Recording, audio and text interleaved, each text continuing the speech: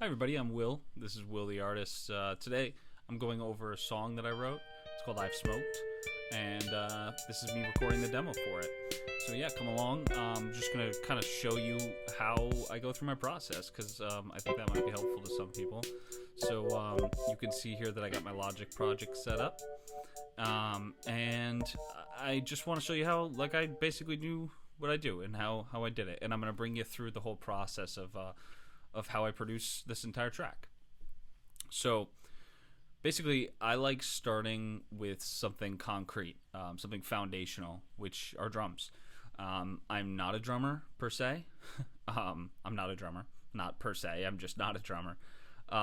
So I like I love my drum machine. It's an RD8, it's Roland RD8. It's a remake or a model of the old 808 for hip hop. So it just has that great feel that I'm used to, and it's locked in. It's I recorded as an audio track, as you can see here. But that's just me. But I lined it up to the tempo of it is 104. So I just lined up the project and then hit record and hit play as soon as it's on that downbeat, and it lines it up for me. So yeah, that's how I like to start, and it gives me the ability to design the pattern I want for the song I'm making. So as long as I can feel comfortable with the piano or the guitar part that I wrote along with the vocal with this RD8 drum track going on, I feel like it's a great start for me. So let's listen to that. I'm gonna solo it and so you can hear that.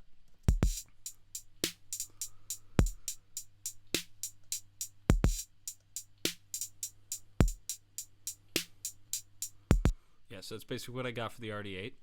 And then after that, what I'll do is I'll throw down keys. So either keys or guitar, which is usually the instrument I write on. So not usually, it is the two instruments I write on are piano and keyboard. So yeah, so if I write on keys, I'm gonna play in the keys with the drum part that I've created with the RD8. So let's go ahead and solo those two so we can hear the first thing I played in. It's this Omnisphere patch. It's called a Wurlitzer. Let me just pull this up here.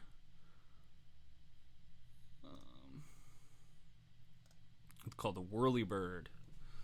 It's part of Keyscape Creative. Keyscape is really great. If you've never heard of it, it's an awesome sample library of beautiful keyboards. So this is a Whirlybird. You can hear it.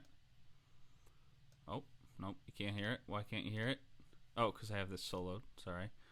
Because that's the audio, but I want the MIDI to be on. Oh, well, gotta unsolo that too. There's the Whirlybird. So that's comprised of two instruments laid on top of each other. If I can get there. It's a stick sustain guitar mixed with a little bit of this bolimba, which is like a bowed string instrument that you can kind of see a picture of here. So those are two samples that are layered on top of each other to get this the sound that I got for this. So yeah, without further ado, let's listen to what that sounds like with the drums. So this is the first thing I had.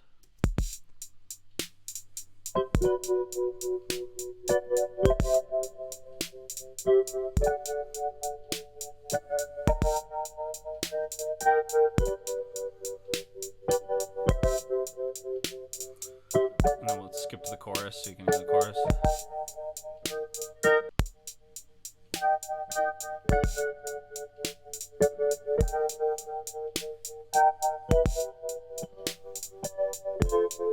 Yeah, so I basically just played the whole thing as I know it. And as I've played it for a while. I wrote the song a while ago, so I've had a lot of experience playing it. So then I went ahead and recorded the vocals in, because with this, it's easy to feel where the vocals are. I've smoked so much weed, I don't know what I need. I feel like I'm normal now. Let's give it up like now. Yeah, so that's that. Then I love contrast. It's a great thing to have in music, and I felt like this with this whirly. It always makes me want like a chomp at the end. So it's like whoa whoa whoa chomp, oh whoa whoa whoa chomp, and something chomps that down. So I added in this other keyboard part that you'll be able to hear along with the intro that I had written actually out for this. Um, so yeah, let's play that. I'm gonna add in this other keyboard that's it's kind of a chomp. It's the let's see, I'll show you what the sample is in Omnisphere so we can take a look so we know what I'm talking about. It's a Trillion creative actually, which is not surprising because Trillions are great. Oh man, I'm a dummy. Okay, so the one I actually explained prior was this instrument. We didn't listen to the stick sustain and the bulimba just now. We were listening to the this keyboard, which makes a lot more sense. You got a whirly attached to this keyboard, this T guy. So this next one you actually haven't heard, the bulimba plus the stick sustain. So let's take a listen to that by itself, or we can listen to it with the whirly. Let's see what they sound like together, because that's it's kind of that chomp that I wanted. You can throw the drums in there. Here's my intro.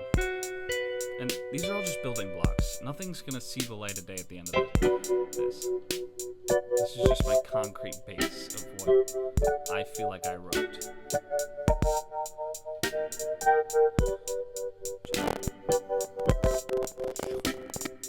Now I want, see, but it informs me for later because I want that to be more aggressive. I like that whirly feel. That's a great sound, and I like that. But I want that chunk to be like hit. Like it's a hit, and it can take out that whirly as well.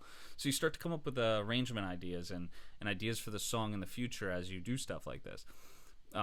It's important to write that down too. So definitely take note of things that you like. So these three elements, you got your two keys. We'll call that one element. You have your drums and you have your vocals. Those all inform me as a player of where I need to be. Now, the most important part, as I said earlier, with a demo is that you're laying a concrete base for the song to feel good. Now, you can be as out of tune as you possibly want with this part. The key is to bring the emotion of the rhythm. And I say that, and it also needs to be in time. Like, that's an important thing, but also have emotion rhythmically. Have it groove. Have it do things that the English language can't actually explain, which is feel good. That's a key element to making an arrangement and a demo that's going to propel you into a space where you have a great track.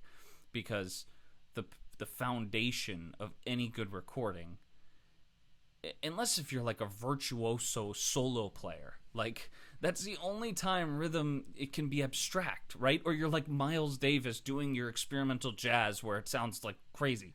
Otherwise, humans love things to feel good.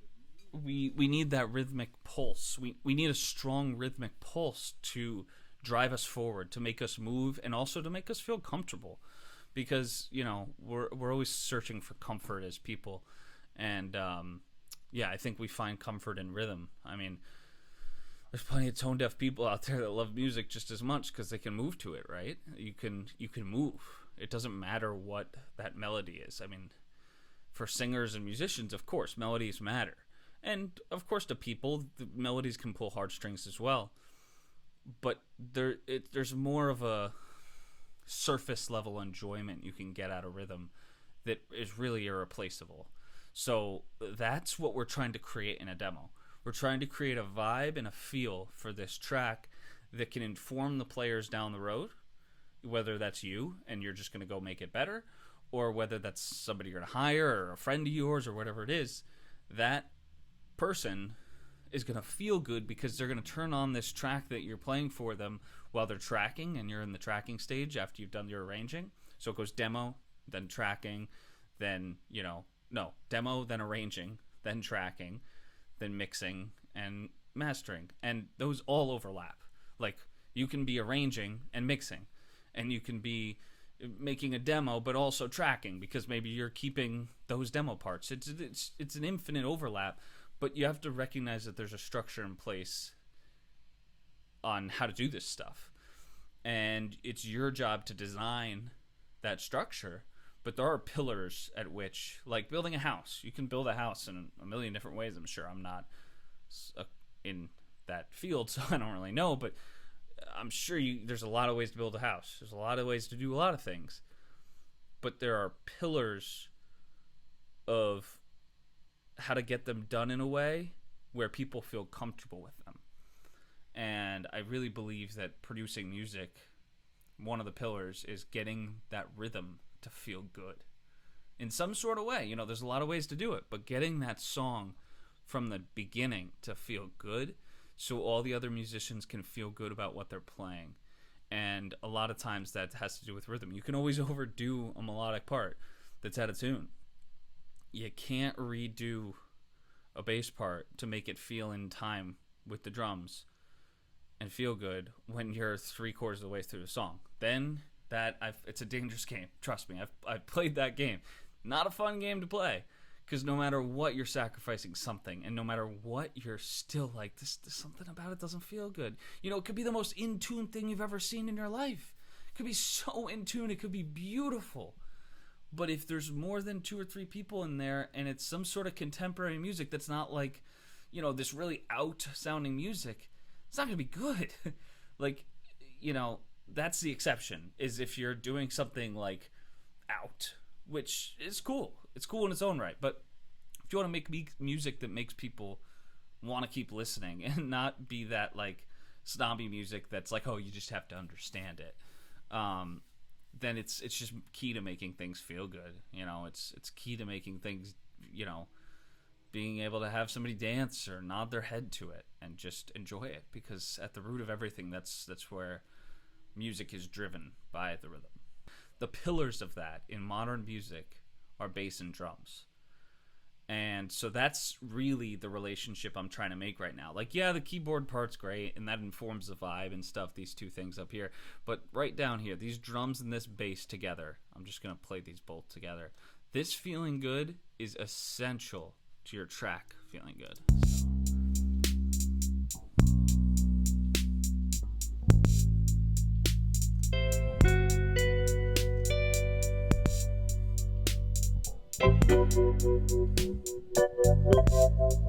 When I say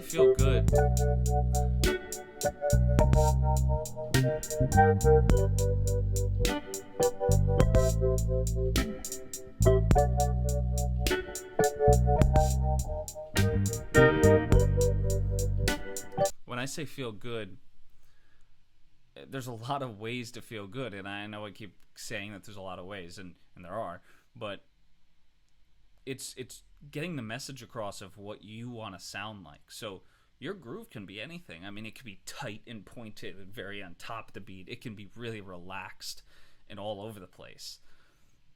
But there's something to consistency in music that you can't quantize, that you can't throw on a meter, and it's groove. I mean, that's the best word we have for it, but it's groove. It's syncopated rhythm that has mistakes in it. Don't get me, I mean, some of the best parts of like these old Motown tracks that I'm sure a lot of people love, or out there love behind this camera, I know they do, I love them too, are the imperfections in it. I mean, the Beatles, there's so many mistakes, and yeah, they're great artists. James Jamerson was one of the best bass players of all time, but he made mistakes. And rarely, or maybe that's a bad example because he's actually kind of perfect. But the thing about James Jamerson was that this is the Motown bass player. He played bass for, if you know anything about music in the 20th century, then you know what I'm talking about. So James Jamerson, he played on bass on 99%, if not 100%, of the Motown tracks. And this guy just had an ear that made the entire genre of Motown be somewhere in this beautiful space of like funk and like, but also like not completely funk. It's Motown. It has its own name, You know, it has a genre, it has a place in time in history. And what defines that Motown sound is James Jamerson's bass and those backbeats. And, you know, him grooving to that is something that we should all aspire to, because there's such a ability to like be on top of the beat but also be carefree with it and syncopated in a way that like it just hits. Something that, you know, I'm sure a layman would go, oh, well, he's just playing right on the beat, and that's what it is. He just locks right into the beat. And that's not necessarily true. You know, it's not true. It's not true at all. You don't lock on. I mean, if you could just quantize and sound like James Jamerson, I mean, we would all, music would be, you know, in a different place right now, trust me. But what happened was, like, when the first person went into digital space with music and locked everything to the beat and goes, okay, well, this is going to be the perfect music because it's right on time and it's right there and blah, blah, blah. That didn't happen. We didn't get this beautiful, perfect music that was, like, perfectly in time. That's not what happened. It's boring. It's, like, not natural feeling. There's a human element to all this stuff that now, as a person that creates a majority of a digital space, you need to figure out how to put the human back into it. So, like, if you're sitting there playing the guitar and you mess up 10 times, you know, obviously if you drop a beat or you're completely off or something like that, or you play a wrong note, that's not something you want to keep. But there's beautiful things to be found in mistakes. And that's a key part of producing. Is realizing that, and that mistakes can be good. You know, they, like, if you try something and it's like that old adage you'd see on elementary school posters where if, like, you shoot for the moon, you may end up among the stars. Like, if you shoot for a great idea called the moon and then you miss, but you get another semi-good idea on the side, duh, might as well keep shooting for the moon, because maybe one day you'll get there. But then you keep kind of getting these offshoot ideas of cool things to do. That's producing. It's throwing shit at the wall and seeing what sticks, and also having a good filter of knowing what to throw at the wall and what won't work and what'll kind of kill vibe or what'll create a vibe. So, I mean, that's important amongst yourself as well, not only amongst, like, you know, people you're producing, but amongst yourself. So all this to say that marrying these two instruments, the bass and the drums, is super important. And so I'm going to go ahead and play my demo for a second and just, you know, listen to, I tried to really play with emotion and lock in the bass and drums. And from here, I will be able to build onto an arrangement. You know, I'm probably not going to keep any of these 5 tracks that are looking right in front of you. Like, this won't see the light of day at some point, because nothing really, like, I haven't fallen in love with any of it. But I want to get it down, and I want to get a roadmap of what the track looks like so I can start feeling where I want to go with it. And maybe I'll make another demo if at the end of the day this kind of bores me. You know, it's all up in the air, and I feel like it takes a lot of pressure off me to not feel like the first recording I make has to see the light of day. Like, that has to be played out. Makes me feel so much less pressure just to kind of be able to just play. So here's what I came up with for my intro. I'll start, you guys have heard a lot of the intro, so I'll start from the chorus to verse 2. So here's what I got. This is what I came up with. This is my talk, this is how I talk. Learned it, now I can unlearn it. This is my talk, this is how I talk. Learned it, now I can unlearn it. I know I'm right, I know I'm right. I love to explain shit. My stomach is a pit. Oh, you don't wanna lip? What works with you, you dick? Egotistical prick, now I'll take a sip. It's lit, you finna rip. I'm not gonna tip. Oh no, I don't like that bitch. Yeah, I said, this is my talk. This is how I talk. Now I learned it, I can unlearn it. Yeah. Alright, so, and as I'm doing that, as I'm listening back to myself into my demo, I'm thinking of arrangement ideas and I'm jotting them down, and I'm trying to think of an overall vibe and idea for this song. So yeah, this is kind of my process of making a demo. And I hope you picked up some stuff. If you're wondering what all this other crap is, so like this is the bounced MIDI, so this is the same thing. I just bounced this MIDI. This is a failed bass take. These are a couple different failed bass takes. This is the eventual take of the bass. Oh no, sorry. This is the bass take I got eventually that I liked. I kind of pieced it together from the other ones, and then so like you just try and you try, and when you find something that you like, you stick with it. And that's kind of the essence of starting a track. And then when you move from there, you kind of move on to arrangements and what do I like this whirly / guitar chunk thing that I got going? Do I want to put real drums in here? Do I want to go electric? Do I, all these decisions that have to be made. Maybe it's a decision you haven't even thought of yet. It's something completely new out of left field. So yeah, I mean, this is making a demo. This is making music, and it's the start of the path on the way to making a track that you're really happy with. And I want to take you there. So this is me kind of explaining how I do my demos. Next, I'll kind of go through arranging when I'm done arranging this piece. And and then we'll move on. We'll go to mixing. And, like I said, it won't be a clear-cut process. It's always an adventure. And I wouldn't want it to be a clear-cut process because then it's not art. Art's new and exciting, and you get to find things and turn over new rocks. And that's kind of what what you do at the beginning. It's like the birth of something, getting a demo. So don't underestimate demos, what they can do for you. You don't have to call it a demo either. I just kind of like that word because it's kind of like a sketch. I think of it as a sketch. So that's those words to me are kind of synonymous, like sketch, demo. They kind of sound similar to me in the music world. So if you're going to make this beautiful masterpiece of an oil painting or something, you got to sketch it down first, right? You got to know where your parameters are. Like, where does my person's face start and end? Where does my melody go, So, yeah, that's me doing this, meaning making a demo. And I appreciate you listening if you got this far. My name is Will. This has been Will the Artist. And I hope you have a great one. Look out for more videos on this. And like and subscribe, do all that good stuff that I don't even, if you like it, you know what to do. I don't have to tell you what the hell to do. So thanks a lot. Have a good one.